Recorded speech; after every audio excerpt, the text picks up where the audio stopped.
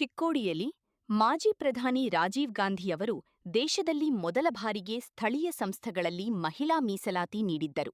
ಕಾಂಗ್ರೆಸ್ ಮಹಿಳೆಯರ ಪರವಾಗಿರುವ ಪಕ್ಷವಾಗಿದೆ. ಬಿಜೆಪಿ ಮಹಿಳೆಯರ ಪರವಾಗಿ ಕೇವಲ ಮೊಸಳೆ ಕಣ್ಣೀರು ಸುರಿಸುವ ಕಾರ್ಯ ಮಾಡುತ್ತಿದೆ.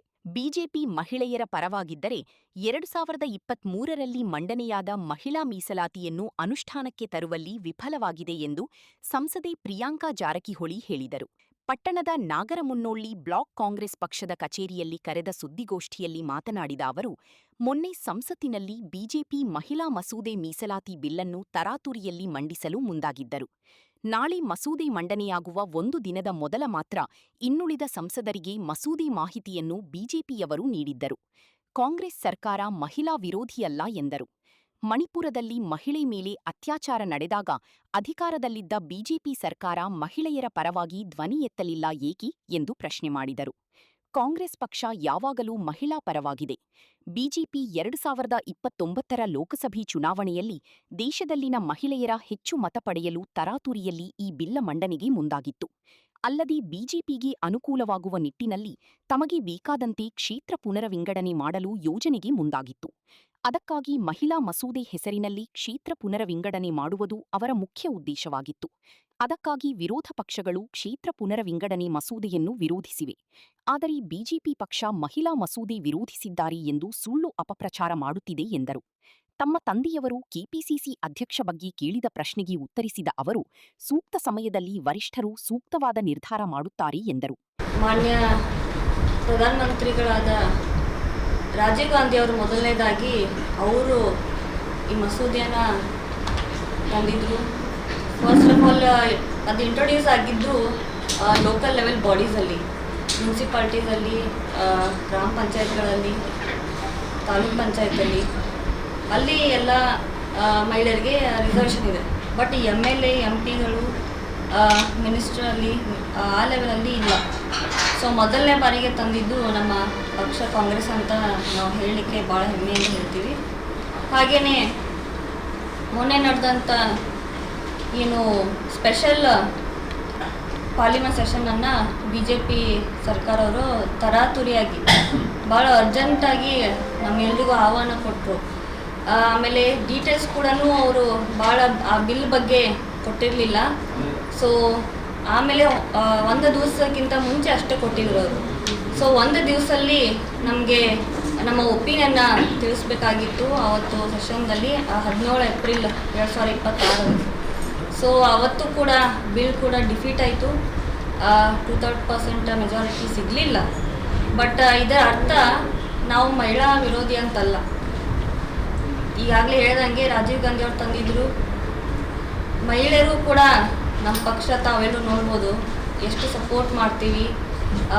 ನಮ್ಮ ಕಾಂಗ್ರೆಸ್ ಪಕ್ಷದ ಹಿರಿಯರು ಆಗಲಿ ಎಲ್ಲರೂ ಕೂಡ ಮಹಿಳೆಯರಿಗೂ ಸಪೋರ್ಟ್ ಮಾಡ್ತೀವಿ.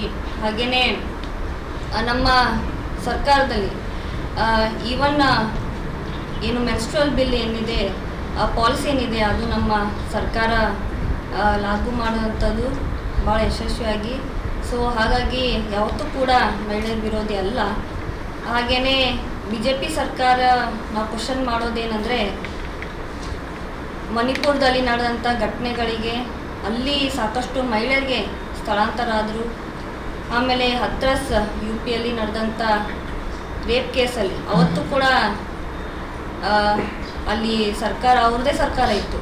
ಅವರು ಕೂಡ ಯಾಕೆ ಆ ಕೇಸಲ್ಲಿ ಸಪೋರ್ಟ್ ಮಾಡಲಿಲ್ಲ?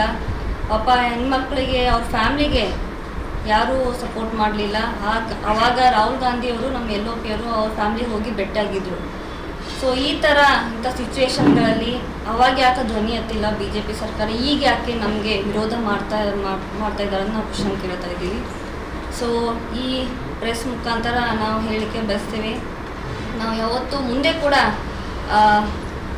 ಮಹಿಳಾ ವಿರೋಧಿ ಅಲ್ಲ. ಮುಂದೆ ಕೂಡ ಇನ್ನೂ ಹೆಚ್ಚಿನ ಮಹಿಳೆಯರು ಬರಲಿ ಅಂತ ನಮ್ಮದು ಆಸೆ ಇದೆ. ಸ್ಟೇಟಲ್ಲಾಗಿರಲಿ, ಪಾರ್ಲಿಮೆಂಟಲ್ಲಾಗಿರಲಿ ಅವ್ರಿಗೂ ಕೂಡ ಹೆಚ್ಚು ಬರಬೇಕಂತ ನಮ್ದು ಆಸೆ ಇದೆ.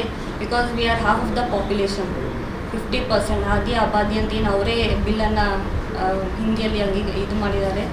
ಹಾಗೆಯೇ ಇದನ್ನು ಡಿಲಿಮಿಟೇಷನ್ ಜೊತೆ ಕ್ಲಬ್ ಮಾಡಿರೋದ್ರಿಂದ ನಾವು ವಿರೋಧ ಮಾಡಿರೋದು. ತಮ್ಮ 2000 ಮುಂದಿನ ಎಲೆಕ್ಷನ್ 2029ಗೆ ತಮ್ಮ ಏನು ವೋಟ್ ಗಳಿಸ್ಲಿಕ್ಕೆ ಹೆಚ್ಚಿನ ತಮ್ಮ ಏರಿಯಾಸ್ ಕವರ್ ಮಾಡಲಿಕ್ಕೆ ಒಂದು ಈಸಿ ಪಾತ್ವೆ ಮಾಡ್ಕೊಂಡಿದ್ದಾರೆ.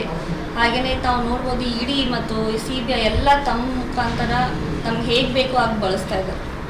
ಸೊ ಹಾಗಾಗಿ it should not be autocratic governance, it should be democratic. So ಇದು ನಮ್ಮ ಏನು ಫೆಡ್ರಲ್ ಬೇಸ್ ಏನಿದೆ ನಮ್ಮ ಸಂವಿಧಾನದ್ದು, ಅಂದರೆ ಸ್ಟೇಟ್ ಮತ್ತು ಸೆಂಟ್ರಲ್ ಎರಡೂ ಕೂಡಿ ಹೋಗಬೇಕು ಯಾವುದೇ ನಿರ್ಧಾರ ತೊಗೊಂಡ್ರು.